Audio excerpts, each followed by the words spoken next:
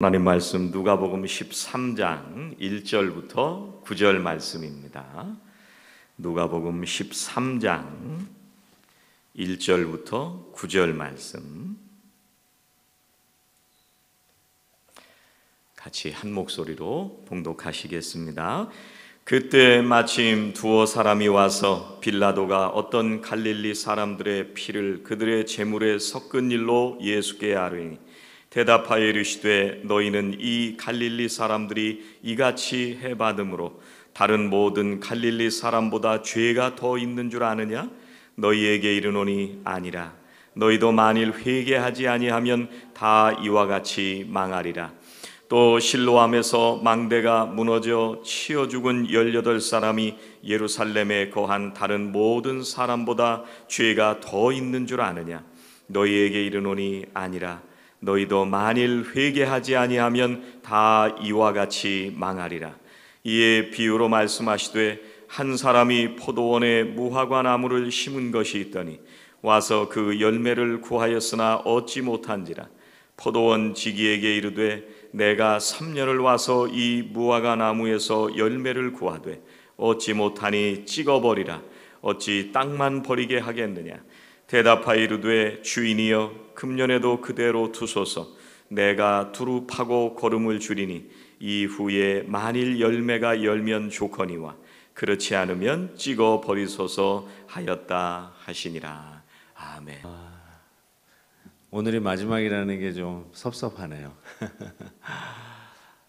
우리 서남산교회 우리 김 목사님 만나고 처음 만난 거거든요. 저도. 근데 너무너무나 좋은 목사님 만나서 큰 은혜의 시간을 지금 보내고 있습니다. 진심으로 감사를 드립니다.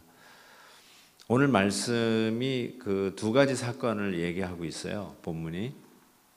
하나는 빌라도가 갈릴리 사람을 학살한 사건. 이게 왜 일어났는가? 그 다음에 두 번째는 실로암 망대 타워가 무너져서 18명이 깔려 죽은 사건. 이 두 가지 사건을 언급을 하는데 그 결론은 이겁니다.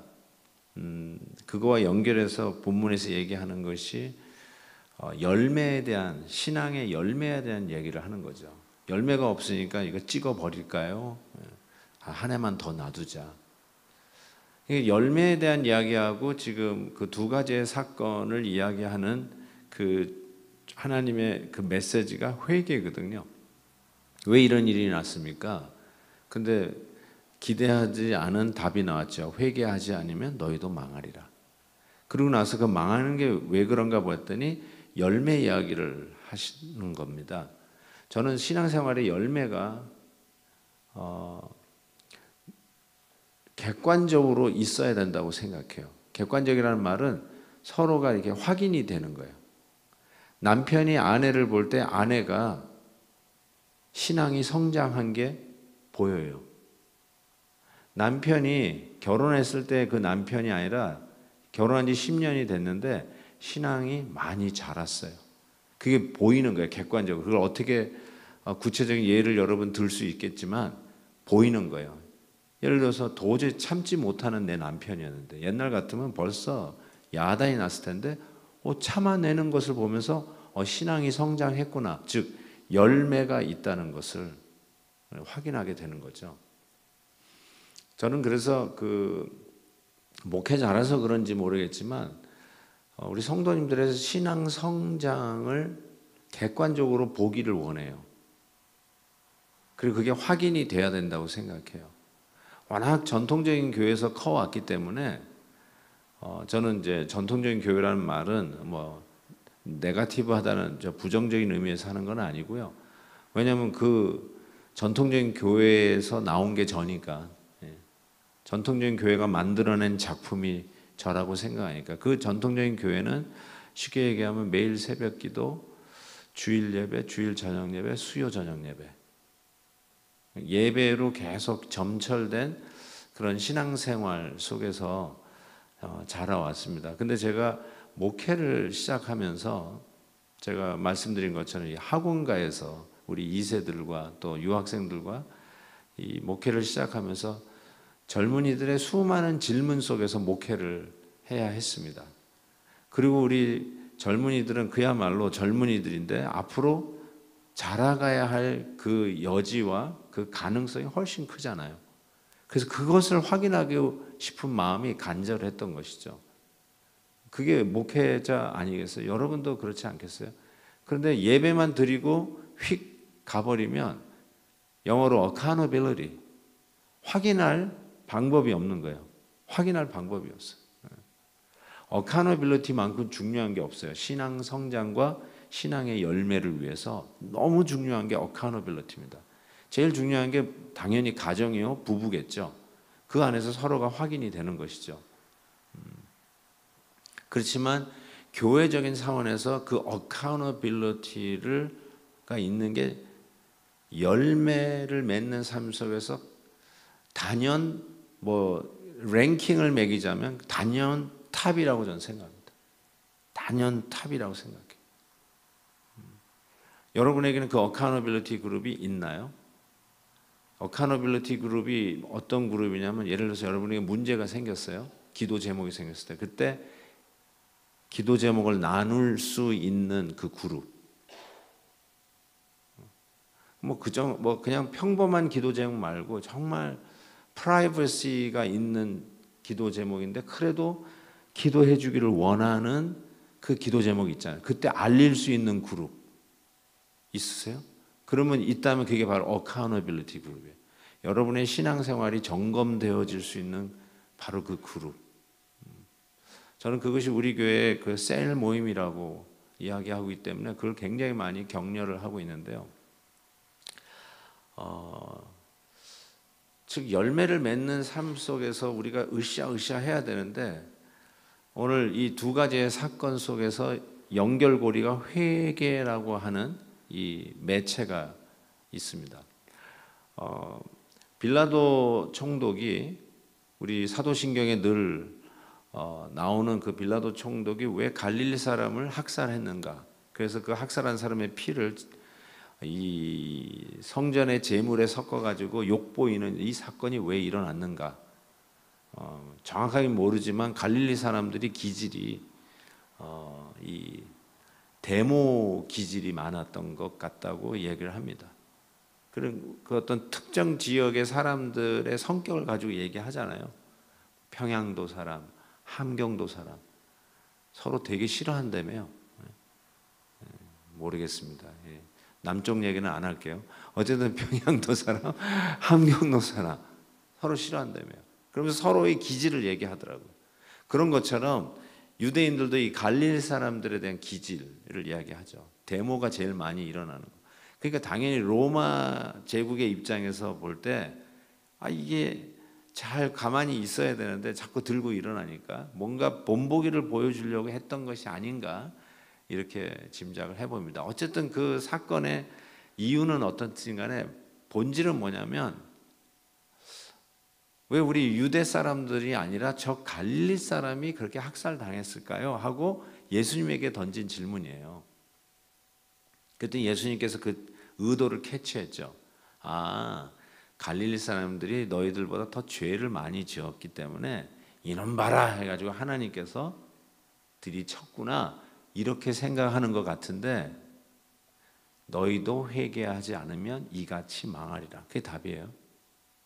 그리고 이제 두 번째 실로암 망대가 무너져가지고 애꿎은 요즘 시간에 무고한 사람 18명이 죽었단 말이죠. 자, 그런 일이 일어났을 때 우리가 당연히 가질 수 있는 질문이 저기 깔려 죽은 사람들은 틀림없이 뭔가 큰 죄를 지었어요.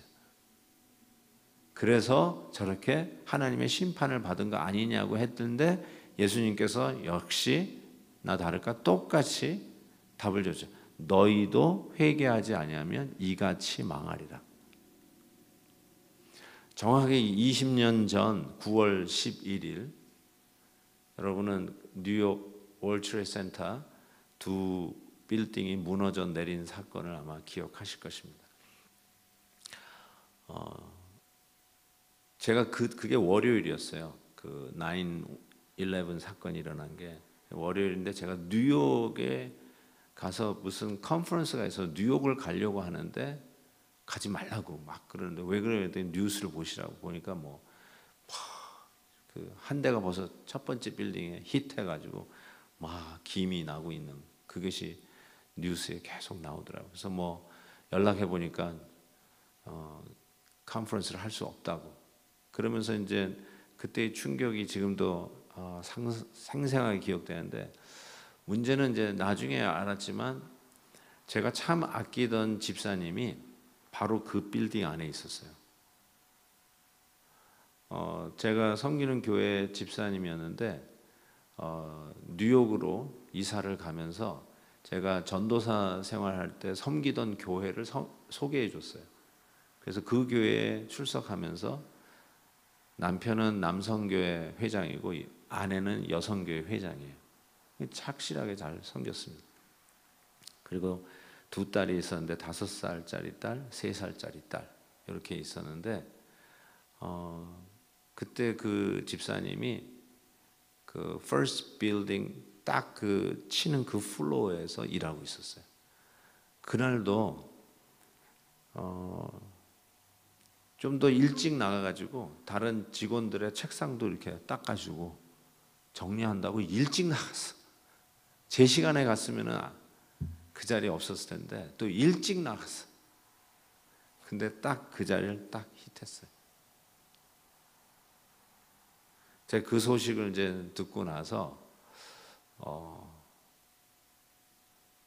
너무너무나 놀랐어요.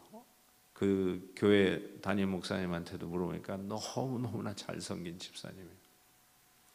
자, 한번 거기다가 이게 오늘 이 사건하고 연결해 볼게요.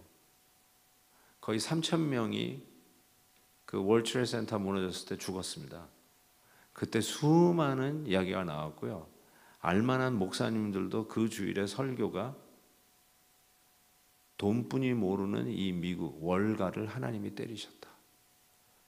황금 우상을 섬기는 이 나라를 하나님이 심판하셨다라는 내용부터 시작해서 그런 이야기들이 우리 안에서도 회자가 되었는데 지금 정확하게 그 얘기 아니에요?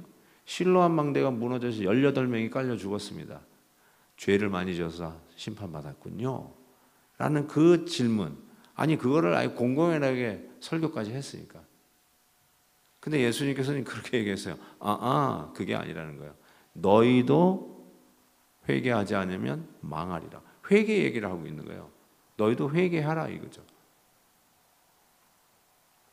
시간의 문제지 하나님께서 무슨 야구방망이 들고 다니시면서 어떤 놈이 죄지죠? 죄 짓는 순간에 그 자리에 가가지고 후들겨 패는 것이 우리 하나님이 아니시거든요. 어쩌면 여러분도 무너져 그 밑에 깔려 죽었어야 할 마땅한 죄인인데 지금 우리가 하는 것처럼 grace period. We are living in a grace period. 뭐죠? 크레딧 카드 쓰시면 페이할 때까지 grace period가 있잖아요. 내가 오늘 돈 카드로 샀지만 실제로 내 현찰이 나갈까지 시간이 있는데 그게 grace period 아니에요. grace period에 살고 있는 거 아니에요, 우리가. 정말 여러분이 거기에 죽은 사람보다 의로워서 하나님이 살려주신 거라고 생각하십니까? 만약에 제가 그 빌딩에서 죽은 강 집사님을 몰랐다면 어쩌면 그럴 수도 있겠죠. 거기서 죽은 3,000명의 사람들이 누군지를 잘 모르면 정말 전부 다 못된 인간들만 다 죽였구나라고 할 수 있지만, 아니 그렇게 충성되게 섬기던 집사님이 그것도 그날 더 일찍 나가가지고 다른 직원들 책상 훔쳐 닦아주다가 거기에서 희생된 그 강집사를 생각해 볼 때 전 그 설교를 들을 때 더 죄를 많이 져서 하나님이 때렸다고 하니까 막 뒤로 자빠지겠더라고요. 저 사람들이 아나 저기서 누가 희생됐는지. 근데 정확하게 오늘 말씀이 너도 회개하지 않으면 망하리라. 이게 메시지구나. 너희들의 신앙에 열매가 없으면 지금 10년, 20년 교회 다니는 게 중요한 게 아니에요. 저도 모태신앙이지만 모태신앙으로 해서 뭐 몇 대째 신앙 가문으로 자랐느냐 안 자랐느냐 그게 중요한 게 아니에요. 너도 회개하지 않으면 그리하여 마땅히 열매 맺어야 할 때 열매를 맺는 그 결실이 없으면 망한다는 거거든요. 신앙의 성장에 객관적인 누구나 주목할 수 있으면서 야 정말 저 집사님 와 너무 많이 변했어. 이렇게 이구동성으로 눈에 보이는 그런 객관적인 열매가 없으면 10년 전이나 20년 전이나 작년이나 오늘이나 그리고 내년도 똑같을 것이면 망하리라. 이 앞에 여러분이 서야 된다는 사실이에요. 이 말씀 앞에 서야 된다는 거예요. 망하리라. 회개하지 않으면 망하리라. 회개 안 하는 거예요. 자기가 변해가는 이 일을 위해서 말씀을 붙잡고 씨름하는 이 일을 안 하는 거예요. 말씀을 적용 안 하는 거예요. 그리고 적용하는 걸 누가 확인해 줄 사람도 없어요. 설교 줄 때 뜨끔했어요. 근데 그 뜨끔한 것을 회개하면서 순종하고 실천하는 걸 누가 봐줄 사람이 없어요. No accountability group.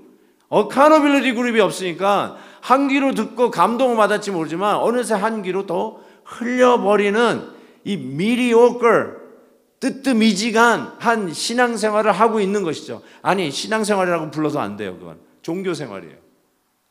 그런 생활을 하고 있는 거죠. 그러니까 결국은 망하리라는 거죠. 우리가 망하는 길로 가고 있다는 거예요. 회개하지 않으면. 언제 회개하게 됩니까, 여러분? 저도 그래요. 예를 들어서 이렇게 걷다가 무릎을 콱 찧어요. 그러면 거의 반전, 내가 뭘 잘못했지? 그래요.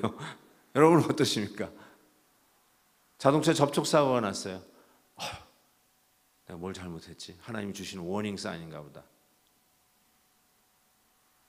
누구에게 어떤 안타까운 일이 일어났어요. 너무 안 됐어요. 그러면서도 하나의 반면교사로 나도 정신 차려야지.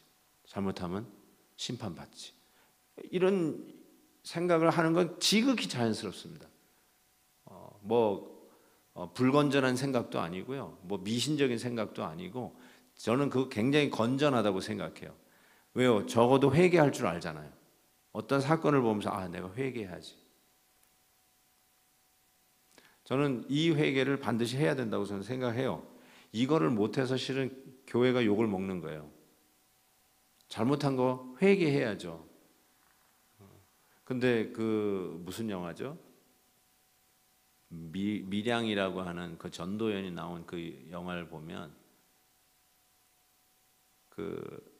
자기 아들을 죽인 살인범 그 감옥에 있는데 그걸 못 이겨가지고 신앙생활 하다가 드디어 하나님의 은혜를 체험하고 그 사람 용서해줘야 되겠다 해가지고 감옥 찾아가가지고 그 살인범한테 아들 죽인 살인범한테 당신 용서한다고 용서해준다고 했는데 이분이 얼굴 표정 하나 미안한 표정 하나 없이 괜찮다고 용서 안 해주셨다고. 왜냐하면 나도 이 감옥 안에서 예수님 믿고 용서 이미 하나님께 받았다고.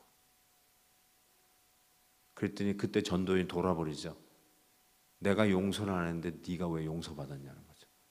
그러면서 뭔가 좀 약간 시니컬하게 기독교인이 이야기하는 용서가 이런 건가? 그래서 항상 무슨 일을 저질러 놓고 피해가고 그냥 하나님 앞에 잘못했다 하고 용서받고 책임을 모면하는 듯한 아주 이 저차원의 원래 이게 고등 종교 아니에요. 근데 저등 종교, 하등 종교의 모습으로 꼬집는 그런 영화 같아가지고 정말 속이 상했어요. That's a cheap grace. 싸구려 은혜예요. 그거는 정말 싸구려예요. 근데 우리가 싸구려 은혜입니까? 공짜라고 free grace라고 cheap grace는 아니잖아요. 하나님의 독생자 예수 그리스도를 십자가에 못 박으시면서까지 우리를 용서해 주신 그 은혜가 어떻게 싸구려예요? priceless죠. 가격을 매길 수가 없어서 free지 싸구려가 돼서 free가 아니거든요. 저는 그런 의미에서 우리 성도님들의 회개, 잘못했을 때 책임감 있게 회개하는 게 참 중요하다라는 생각을 합니다. 그거는 솔직히 신앙이 없어도 하는 거 아닌가요? 건전한 생각을 가진 사람이라면 자기가 잘못한 거 반성해야 되는 거 아닙니까? 자기가 공인인데 뭐 어떤 잘못을 했어요. 지적을 받았어요. 그러면 거기에서 변명하면서 빠져나가려고 하지 말고 아, 내가 잘못했습니다. 반성합니다. 거기에 대한 책임을 지겠습니다. 이게 좀 지식인, 교양인도 하는 거 아닙니까? 근데 그거를 신앙인이 하지 못한다. 자기가 저지른 죄에 대해서 회개도 하지 않는다. 이거야말로 두들겨 맞아야 할, 사회의 방망이에 맞아야 할 모습 아니겠어요? 그건 당연히 우리가 해야 되는 거죠. 어느 대통령이 후보로 나와가지고 이게 공약을 할 때였어요. 미국 대통령 후보가. 근데 그 한 기독교 그 이벤젤리칼에서 던진 질문 같아요. 그때 이 질문이 이거예요. What do you think about 회개, repentance? 왜 그런 질문을 던졌는지 모르겠지만 그 당시 대통령 후보에게 물은 거예요. What do you think about the repentance? Do you do repent? 당신은 회개하냐? 이렇게 물어봤는데 이분이 이렇게 얘기했어요. I don't repent. 딱 그러더라고요. 그러면서 무슨 말 하냐니까 내가 잘못했으면 나는 책임집니다. 그게 답이에요. 내가 잘못했으면 난 책임집니다. I don't repent. 그래서 제가 그 얘기를 들으면서 아, 저분은 회개가 뭔지를 모르는구나. 회개를 단순히 하나의 실수, mistake. 그러니까 mistake를 했으니까 교정, 책임을 교정하는 것으로만 생각하는구나. 이런 생각을 해봤어요.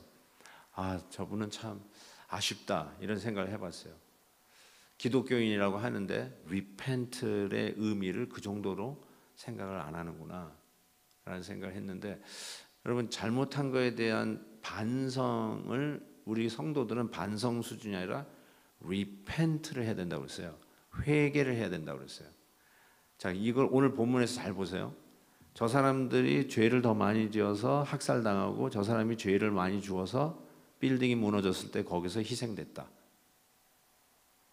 근데 예수님께서는 That's wrong, 틀렸다고 얘기하는 거예요. 그게 아니다. 너도 회개하지 않으면 망하리라. It's a matter of time. 너도 망할 거다. 편안하게 마지막 숨을 내쉬면서 죽었다고 치십시다. 그래서 나는 심판 안 받았다고요? 아니요. 심판이 기다리고 있습니다. 솔직히 우리 성도님들, 우리 초대교회 성도님들 사자밥이 되어 죽었습니다. 찬양 부르는데 사자가 와서 콱, 사자가 이렇게 먹으려다 못 먹는 이런 기적이 있어서 얼마나 좋았을까요?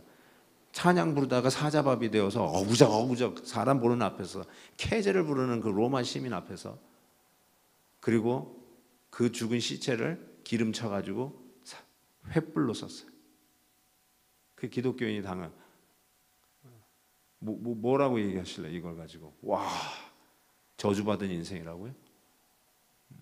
그런데도 저 천국 가는 그 소망 가운데 찬송 부르면서 그 핍박을 받아낸 것이 초대교회 성도들 아닙니까?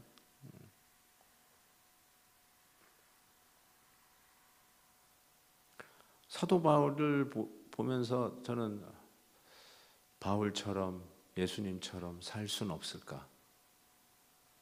우리 그 찬송도 부르는데 정말 바울처럼 살고 싶으세요? 잘 나가던 사람이에요. 정치적으로, 학문적으로, 종교적으로, 가문도 아주 단단하고. 그러다가 예수 믿고 우리 식으로 얘기하면 쫄딱 망한 게 사도 바울이에요. 예수 믿고 망했어요. 앞길이 콱 막혔어요. 예수 믿는 순간부터 그를 암살하고 싶은 조직단이 40명 널 죽이지 않으면 내 밥을 안 먹는다 하는 암살 조직단이 따라다녔어요. 여러분 한 사람이 괴롭혀도요 괴로워서 잠을 못 잡니다. 괴롭힘 당해 보셨어요? 한 사람이 괴롭혀도 잠을 못 자요. 근데 40명이 너 죽지 않으면 내가 밥을 안 먹는다고 쫓아다녔어요. 예수 믿고 우리 식으로 얘기하면 망한 사람이 사도 바울인데 우리는 지금 아무 의미도 없이 바울처럼 예수님처럼 살 수는 없을까? 예수님도 십자가 지시고 돌아가셨잖아요. 예수님처럼 살 수 없을까? 앉은 뱅에 일어나라. 눈먼 자의 눈을 떠라. 그런 기적을 나도 하고 싶습니다. 예수님처럼. 그 생각하면서 그 찬양을 부르시는 건가요? 예수님도 십자가로 그의 공생애를 마감하지 않았습니까? 근데 뭐 때문에 우리는 그분들을 따라가겠다고, 그분들 닮겠다고 그런 찬양을 하는 걸까요? 죄로 말미암아 죽을 수밖에 없는 우리들의 영벌이 얼마나 심각하고 얼마나 위험한 것인지 알기에 그 영벌을 보여주는 죄가 내가 지은 여러분이 실수 혹은 상처라는 말로 미화된 그 끔찍한 죄의 현실인 것을 깨닫게 해주기 위해서 너도 회개하지 않으면 망하리라. 그 얘기한 거죠. 그건 기본입니다. 단순히 책임지면 됩니다 하고 회복되는 게 아니에요. 출애굽기 보시면 여러 가지 자잘한 법들이 나오는데 도둑질한 거 갚아라 이렇게 했는데 소를 도둑질하면 5배를 갚아야 됩니다. 그러니까 책임을 지는데 나는 하나 실수했으니까 하나 해주면 된다고 생각하죠? 아닌 그래요. 벌써 정상 참작, 정신적인 그런 피해 이거 전부 참석했어요. 우리 식구들이 먹고 살아야 될 게 소예요. 소가 없으면 다 굶어 죽어야 돼요. 농사 지을 수 있는 게 없어요. 그러니까 내 소를 훔쳐갔어요. 그러면 소를 나중에 오케이, give you back 하고 하는 것이 끝난 게 아니라 5마리 줘야 돼요. 5마리. 여태까지 피해 보상을 다 해야 된다는 거예요. 하나님이 그런 것까지 챙기시는 분이세요. 그러니까 당연히 우리가 책임진다는 말이 그걸로 끝나는 게 아니라 얼마나 죄의 데미지가 큰 거를 계속 가르쳐 주시는 겁니다. 근데 여기서 우리가 하나 더 해야 될 게 있어요. 잘못한 거 회개하는 거 예수 안 믿어도 교양인은 합니다. 타종교인도 합니다. 근데 우리는 하나 더 해야 될 게 있는데 그게 뭐냐면 여러분이 잘못한 것만 회개하면 안 되고요. 잘한 것도 회개하셔야 돼요. 이거 평생에 잊지 마셔야 돼요. 잘못한 것도 회개해야 되지만 여러분이 잘한 것도 회개하셔야 됩니다. 그게 기독교인이에요. 그게 기독교인이 기독교다워지는 다른 어떤 종교와도 구별되는 아주 중요한 요소입니다. 제가 존경하는 C.S. 루이스, 내가 그분 책을 많이 읽어서 존경합니다. C.S. 루이스의 그 Mere Christianity라고 하는 책 마지막 챕터에 보면 그 챕터의 타이틀이 New vs. Nice vs. New예요. 한국말로는 착함과 새롭게 함을 대조시켰어요. 착함과 새롭게 함. Nice, 착하다는 거예요. 예를 들면 이런 거 가끔 제가 이런 부모님들 만나요. 우리 아들 뭐 이렇게 공부도 잘하고 있고 그러면 이제 궁금하잖아요. 저는 그래요. 그럼 어느 교회 다녀요? 얘가요 대학 가기 전에 잘 가는데요. 지금 교회를 안 다니고 있어요. 이런 얘기를 해요. 그렇군요. 기도해야 되겠네요. 이렇게 하면은 이렇게 답이 와요. 그래도요 우리 아들 착해요. 자, 잘 들으세요. 우리 딸 착해요. 우리 아들 착해요. 그래요. 그럼 제가 생각을 해야 됩니다. What does that mean? 착하니까 지옥 가도 된다는 말인가? 여러분, 지옥은 누가 가죠? 나쁜 놈이 가는 데가 아니에요. 지옥은 예수 안 믿는 사람이 가는 데예요. Whether you nice or not, 여러분이 착하든 말든 예수 안 믿으면 가는 게 지옥이에요. 예수 이름 외에 다른 구원받을 이름을 우리에게 주신 적이 없어요. 성경이 그렇게 얘기하고 period, no exception. 나로 말미암지 않고는 예수님 said 아버지께로 올 자가 없다. period. 뭐 거기에서 무슨 타협을 하겠어요? 무슨 종교를 믿든 그냥 열심히 믿으면 다 위에서 만날 거예요. Who says that? 어디 거기다가 그런 말에 여러분의 인생을 겁니까? 하나님의 말씀, 만고불변의 진리의 말씀, 1.1획도 변하지 않냐고 그대로 이루어질 말씀, 산이 변해도 천지가 개벽해도 변하지 않는 하나님의 말씀에 생명을 걸어야지. 그렇지 않아요? 그러니까 what do you mean by 우리 아이는 착해요. 여러분 예수 믿는 게 착해지려고 예수 믿나요? 그러면 다른 종교도 괜찮지 않나요? 착해지려면. 아니 무슨 요가만 해도 되는 거 아니에요? 요가? 아니면 심리치료. How do you control your anger? 분내는 걸 어떻게 컨트롤하는 거예요? 이런 거 그런데 세미나 가시면 되는 거 아니에요? So that you can be nicer. What do you mean by 그래도 교회는 안 다녀도 착해요. 그럼 뭐 법 없어도 사는 사람 그게 우리 기독교인들의 목표인가요? 아니잖아요. 그렇죠. 좀 더 심각하게 들어가야 되잖아요. 책임을 진다는 그 어느 대통령 후보의 말도 회개가 뭔지를 모르는 거예요. 성도님들이 왜 회개해야 되는지, 회개의 본질이 뭔지, 그러니까 왜 회개해야 돼요? 죄에 대한 그 심각성을 모르는 거죠. 죄가 뭔지를 모르는 거예요. 죄가. 그래서 이 죄가 뭔지를 모르는 거를 확실하게 가르쳐주기 위해서 C.S. 루이스의 그 마지막 챕터 Nice vs. New. 우리가 나이스하지 않을 수는 있어요. 착하지는 않을 수 있어요. 근데 중요한 건 뭐냐면 우리가 새로워져야 돼요. 이전 것은 지나갔으니 보라 새롭게 되었도다. 이게 복음의 역사거든요. 그렇죠? 그 결과로 성격이 괴팍한 사람이 나이스해지는 부가 그 혜택이 있어요. 당연하죠. 예수 믿으면 착해져요. 그걸 우리가 어떻게 부인할 수 있어요? 예수 믿으면 훨씬 착해집니다. 그래서 그러니까 이 정도인 거예요. 우리가 예수까지 안 믿으면 정말 교회 난리 났을 겁니다. 어느 분이 서부 활극이라는 말을 했던데 교회는 정말 쌍권총 차고 다녀야 하는 곳일지도 있어요. 예수 믿어서 이 정도인 거예요. 착해진 거예요.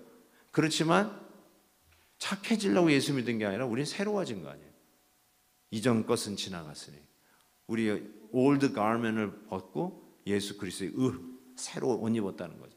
그런 의미에서 우리의 착함도 회개해야 된다. 착함으로 천국 가는 게 아니니까 착함 때문에 내가 천국 간다고 생각하고 있는 것이라면 그 반드시 회개해야 된다는 거예요. 로마서 2장 4절이 저의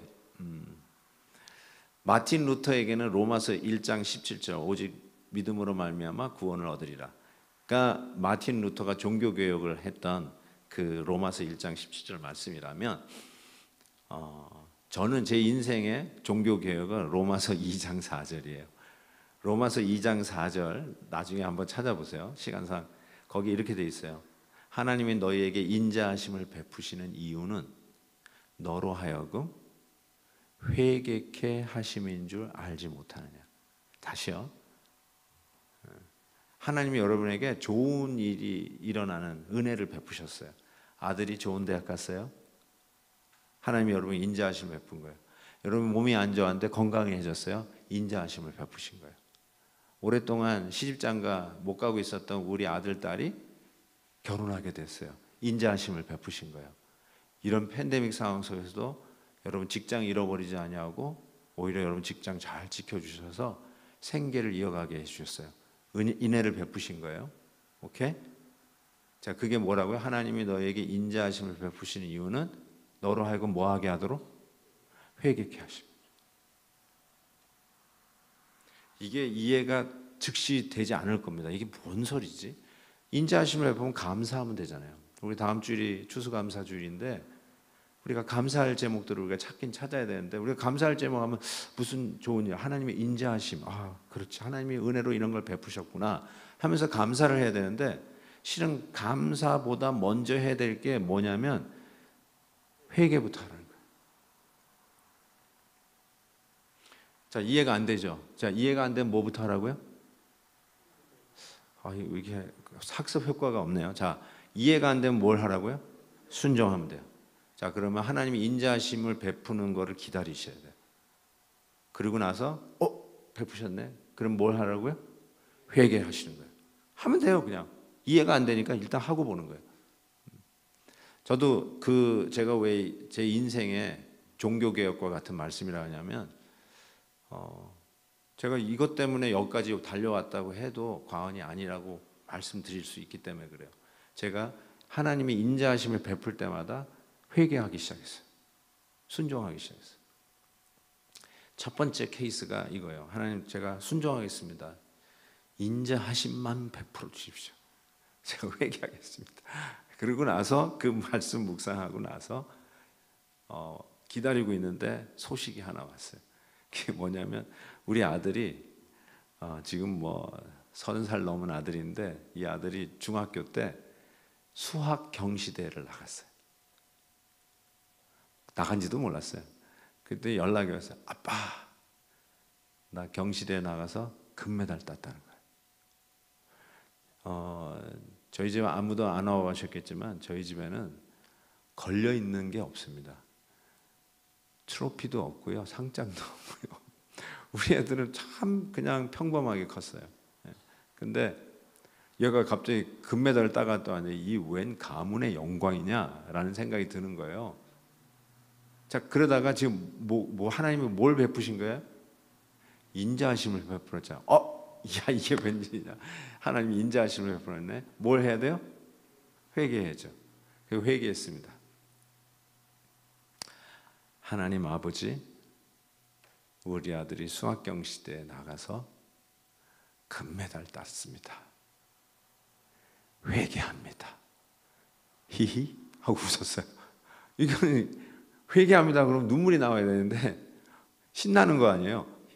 회개합니다 이렇게 된 거예요. 근데 이게 아닌 것 같아. 기분이 이건 아닌 거예요. 그래서 다시, 하나님, 우리 아들 금메달 딴 거 회개합니다. 다시 했어요. 하나님 아버지. 그러고 났는데 이제 뭐가 올라오기 시작해요. 울컥 올라. 우리 아들 수학 경시대에 나간지도 몰랐고, 경시대에 나간다고 목사인 아빠가 기도도 안 해줬는데, 성도들 자녀들을 위해서는 그렇게도 축복기도 많이 해준다고 우리 목사님, 좋은 목사님이란 말도 가끔씩 들었는데, 정작 내 아들은 나가는 걸 위해서 기도도 안 해줬는데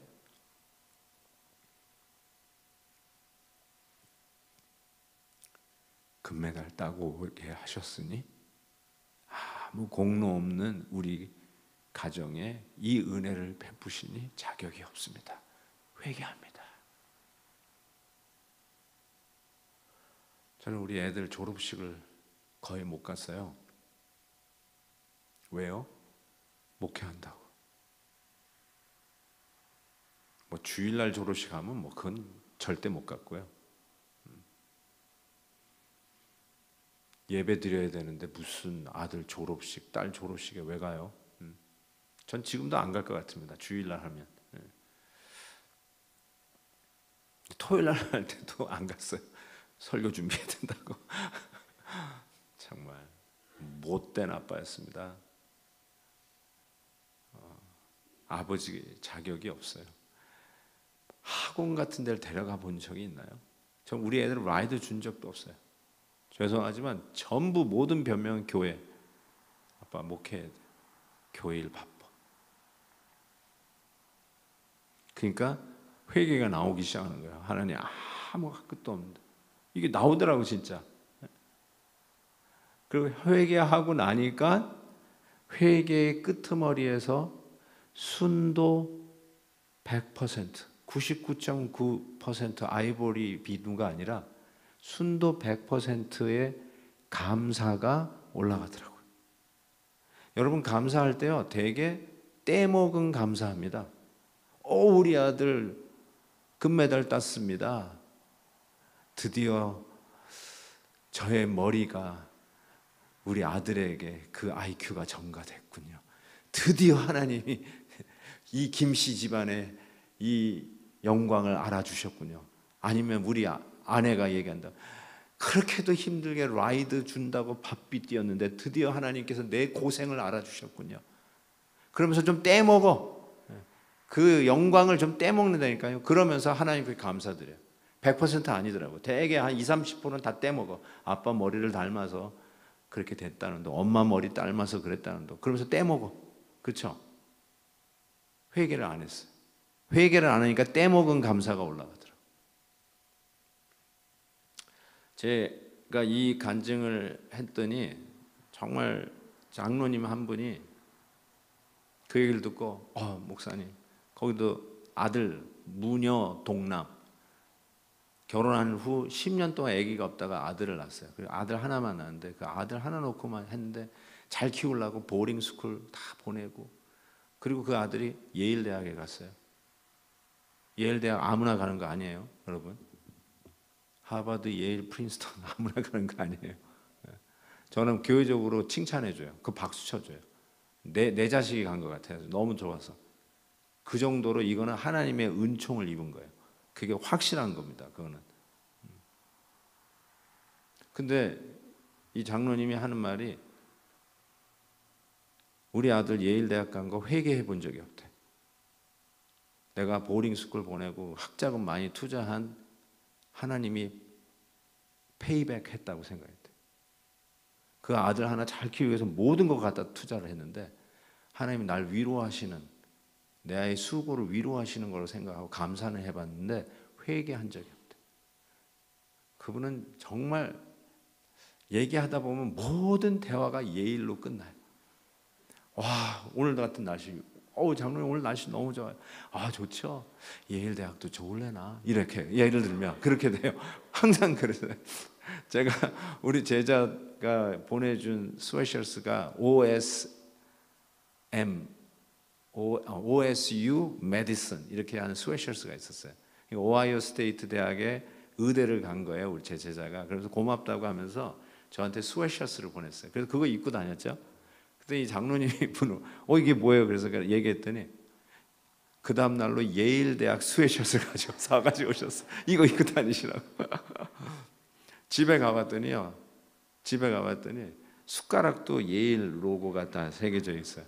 모든 게 다 예일이야. 저 귀여워요, 우리 장로님. 그런 거 보면 근데 그 얘기를 듣고 회개하기 시작하더라. 하나님, 우리 아들 예일 대학 간 거 회개합니다. 여러분, 감사는 해봤는데 회개한 거 없으면 어쩌면 좀 떼먹은 감사일걸요. 하나님 앞에 진정 올라가는 감사가 아닐 거예요. 자, 보세요. 하나님이 여러분에게 좋은 일이 일어나게 하신 게 뭐라고요? 여러분을 하여금 회개케 하심인 줄 알지 못하냐. 회개하지 아니하면 어찌 하나님의 인자하심을 멸시하느뇨. 이렇게 나와요. 로마서 2장 4절. 어찌 멸시하느뇨. 그게 무슨 말이냐면 당연히 받은 것처럼 생각하느뇨. 그 뜻이에요. 하나님이 은혜를 베풀었는데 내가 할 만큼 해서 받은 거라고 착각하고 있단 말이에요. 내가 수고했으니까 하나님이 페이백 했다고 생각해요. 그러니까 you deserve to have it. deserve 한 것이지 undeserving. 은혜는 undeserving이에요. 자격이 없어요. 요즘 즐겨 부르는 찬양 당연한 거 없다고. 은혜 당연한 거 하나도 없는데 우리가 은혜를 모르는 건 당연하다고 생각하는 거예요. 우리가 애들이 공부 잘하는 거 당연하다고 생각해요. 우리가 신앙생활하고 이렇게 교회 다니는 걸 당연하다고 생각해요. 코로나 이후에 다시 이렇게 모이기 시작하는 것을 당연하다고 생각해요. 방금 배웠잖아요. 하나님이 눈에 보이지 않는 바이러스를 이 나라가 아니라 전 세계적으로 한번 흩어버렸더니 예배를 못 드렸잖아요. 그러니까 예배 여태까지 드렸던 게 당연한 게 하나도 없다는 것을 드디어 깨닫는데 다시 슬금슬금 당연하다고 생각해요. 아침에 일어나는 눈을 뜨고 운전하고 교회에 오는 것이 당연하다고 생각해요. 수많은 사람들이 손가락 하나 못 움직이고 병원에 입원되어 있는 사람이 얼마나 많이 있는데, 걷지 못하는 사람이 얼마나 많은데, 나오고 싶어도 이 자리에 나오고 싶어도 못 오는 사람이 얼마나 많은데, 아침에 일어나 운전하고 교회에 오는 것, 교통신호등을 보고 라이턴하고 레프턴하는 이런 일들을 하고 오면서 당연한다고 생각해요. 척추에서 신경 하나 뽑아버리면 식물인간 될 사람들이. 병원에서 하루 자는 게 얼마인 줄 아십니까? 입원해서 하루 자는 게 병원비에 얼마 나오는지 아십니까? 10,000불 나와요. 10,000불. 거기다 약 투입해보세요. 몇만 불씩 나옵니다. 식물인간으로 하룻밤 이틀밤 병원에서 자도 그 병원비가 얼만데, 여러분 멀쩡하게 집에서 자고 일어났어요. 그러면 몇만 불 번 거예요. 아멘도 없네. 번 거예요. 그거 번 거. 야, 오늘 몇만 불 벌고 집에서 별 볼 일 없는 집 같지만 거기서 자고 나온 것이 몇만 불 번 거라니까요. 병원 가서 자세요. 그러면 감사도 없으면 병원 입원하세요. 그게 좋으시면. 사랑하는 성도 여러분, 하나님이 여러분에게 인자하심을 베푸신 이유는 뭐라고요? 여러분을 하여금 회개케 하심. 이게 기가 막힌 말씀이에요. 새로운 성도가 왔어요. 제가 잘하는 줄 알고 있었어요. 근데 그것도 하나님이 나한테 인자하심을 보니까 기도, 회개하는, 하나님 오늘 새신자가 2명 왔네요. 부족한 목사에게 이 양떼를 맡겨주시니 회개합니다. I don't deserve this. 회개하는 거예요. 여러분, 좋은 아내를 놓고 회개해 보신 적 있어요? 우리 아내 너무 좋은 아내를 하나님 붙여서 감사는 해봤는데 회개 안 해보신 분은 오늘 회개하셔야 돼요. 하나님 나에게 이렇게 좋은 아내를 허락해 주신 거 회개합니다. 지난 30년 동안 한 번도 회개 안 해봤는데 좋은 아내 주신 거 회개합니다. 사춘기 잘 넘어간 우리 아들, 딸 주신 거, 우리 아들, 딸은 원래 착해, 이렇게 생각하신 분이 있는지 모르겠는데요. 그런 게 어디 있습니까? 하나님은 나에게 이렇게 말 잘 듣고 공부도 잘하고 자기를 알아서 챙기는 우리 아들, 딸 주신 거 회개합니다.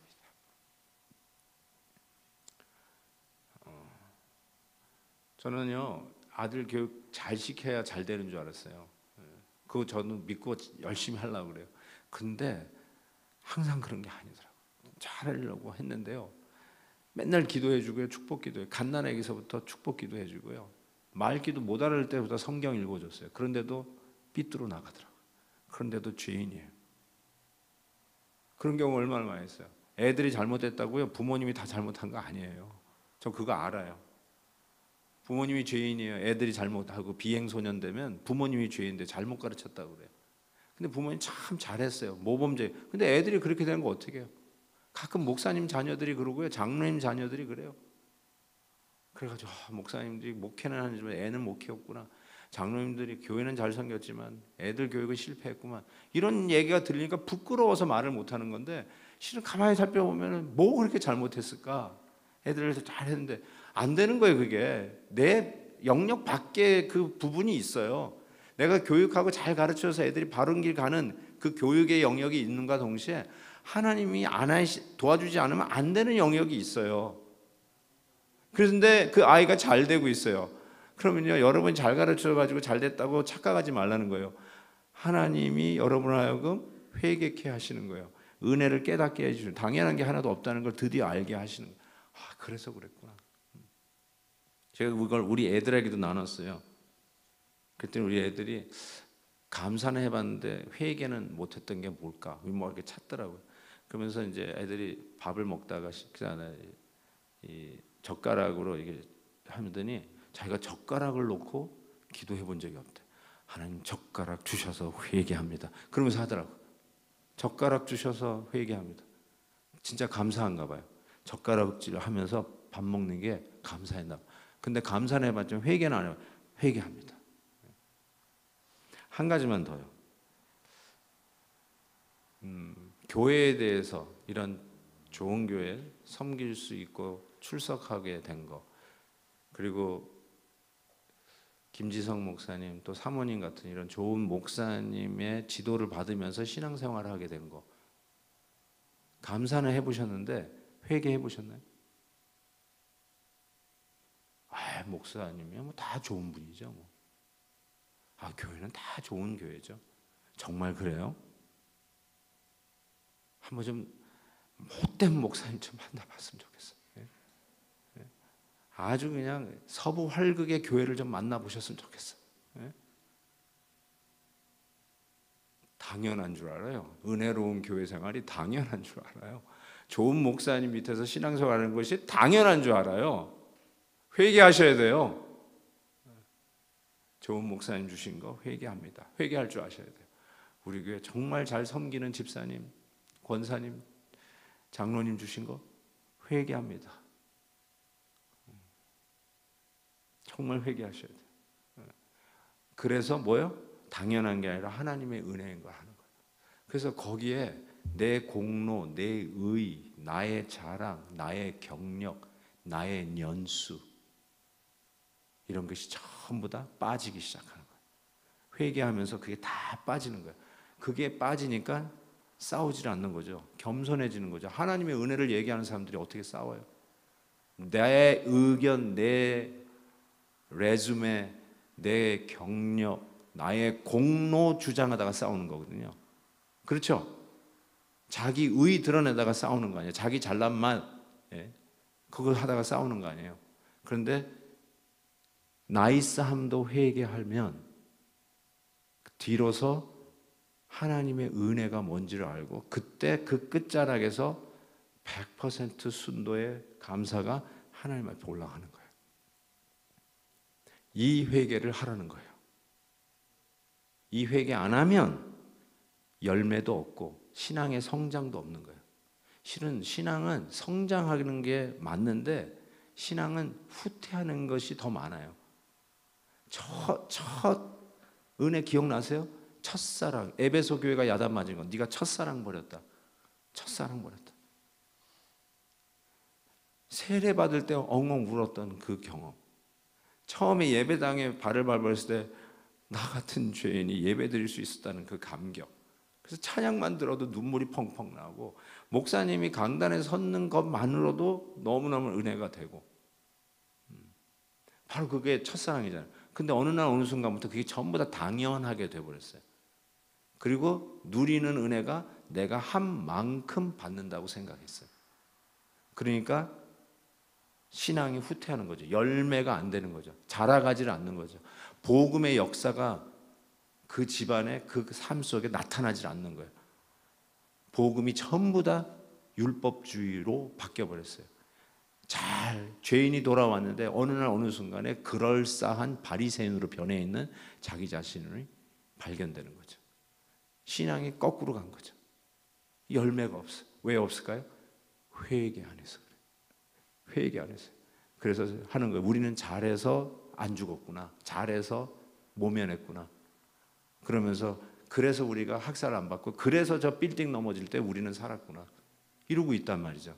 그때 주님께서 하신 말이 That's not right. 아니 틀렸다. Wrong.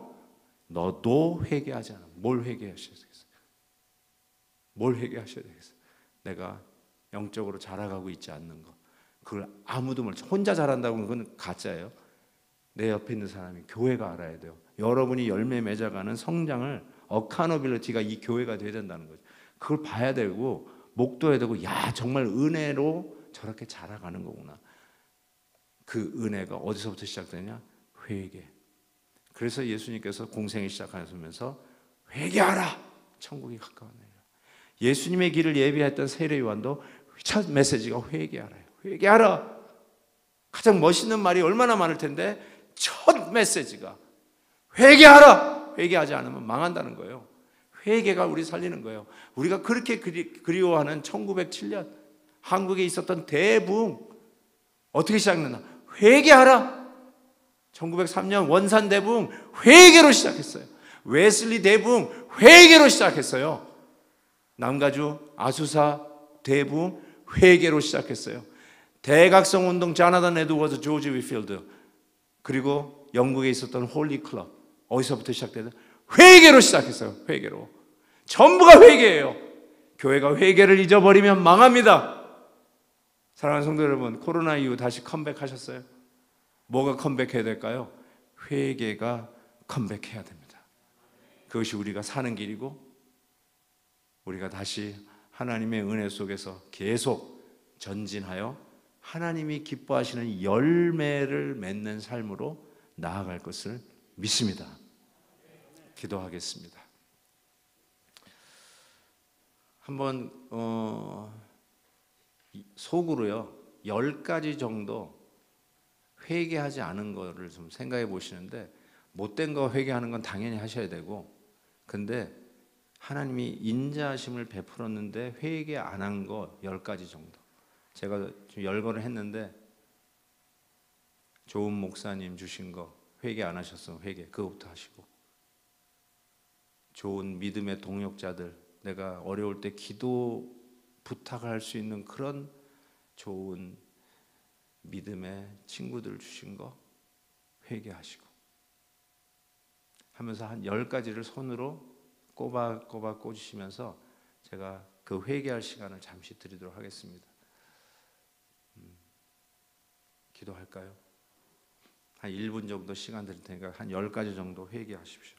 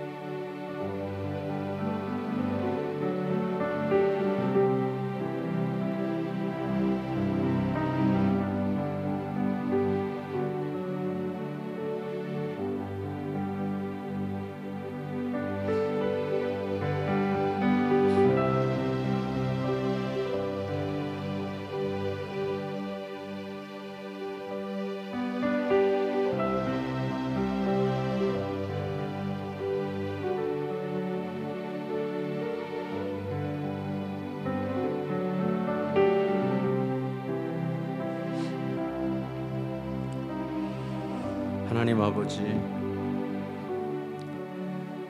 지금 내가 누리는 것, 그 어느 것도 당연한 것 하나도 없음을 고백합니다. 그래서 회개합니다. 내가 잘해서, 그래도 내가 지난 수십 년 교회를 다녀서 하나님이 나에게 어느 정도 페이백했다고 생각했는데 그런 게 전혀 아니라는 거 다시 한번 깨달으면서 회개합니다. 왜 이렇게 사랑해 주시고 왜 이렇게 은혜 가운데 축복해 주시는지요. 자격이 없는 이 죄인에게 베푸시는 그 은혜인 것을 다시 한번 깨달으며 아무 공로 없는 죄인 회개합니다.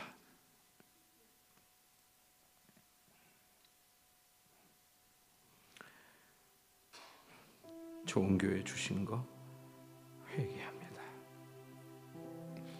이제 마음껏 나와서 예배 드릴 수 있는 우리 교회 주셔서 회개합니다. 남은 평생 바이러스 속에서 꽁꽁 묶여 살아도 할 말 없는 이 죄인들에게 이제 은혜의 햇빛을 비춰주시고 그리운 나의 기도의 자리로 나와서 다시 예배 드릴 수 있게 되어서 이 은혜를 어찌 베풀어 주시는지 회개합니다. 성도들을 사랑하고 늘 위하여 기도하며 말씀으로 최선을 다해 이끌어 주시고 희생을 마다하지 않은 정말 예수님 많이 닮은 우리 목사님 우리에게 허락해 주셔서 이 자격 없는 죄인들이 그나마 주님 쫓아갈 수 있게 해 주시니 회개합니다.